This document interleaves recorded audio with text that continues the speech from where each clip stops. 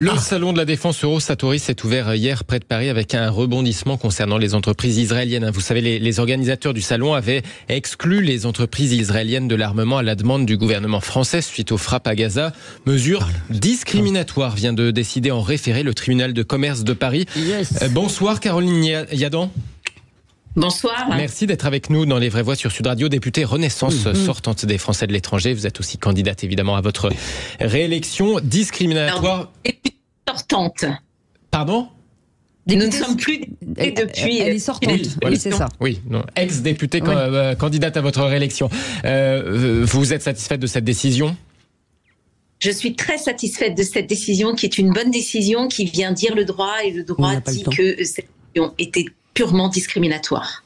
Caroline Yadan, on sait très bien que derrière, moi je suis satisfaite aussi de cette décision, on sait très bien que derrière, en réalité, ça n'avait rien à voir avec les frappes de Gaza, c'est simplement que le gouvernement français n'a pas supporté que les Allemands choisissent le système, des systèmes électroniques israéliens plutôt que des systèmes électroniques français. Est-ce que vous pouvez le confirmer que sur la base de Gaza, en réalité, c'était une sombre affaire de marché public ou pas ?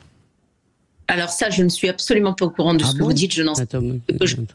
Ce que je sais, c'est que cette action, j'ai toujours dénoncé que selon moi, il y avait aussi une volonté qui n'était pas une volonté que l'on pouvait comprendre, qu'il y avait 96 pays qui exposent dans ce salon, que des pays, des démocraties libérales, pays. Je vous arrête parce qu'il y a peu de temps, mais tout de même, j'entends que vous êtes donc une députée macroniste.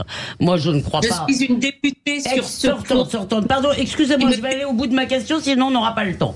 Donc, vous êtes donc une députée sortante proche du président. Moi, je ne crois pas, contrairement à Françoise, même si ça a pu jouer, que le motif principal c'était ce que Françoise a dit. Ça a certainement joué. Je pense que le motif principal, c'est toujours la même chose, c'est que Emmanuel Macron veut flatter les banlieues, veut flatter et encourager, il a peur des réactions des banlieues. Il voulait leur donner, si vous voulez, quelque chose de gratifiant pour eux. Est-ce que c'est pas ça le problème ?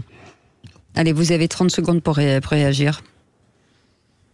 Moi, de manière très très claire, je vais vous dire les choses. Je me désolidarise totalement de cette décision qui a été prise par le gouvernement. Je l'ai dit, je l'ai répété depuis la première seconde, que c'était une décision indigne, que c'était une décision injustifiée et que le message qu'elle portait était dangereux pour nos démocraties. Merci beaucoup, Caroline Yadan, d'avoir été avec nous, ex-députée candidate à sa réélection des Français à l'étranger.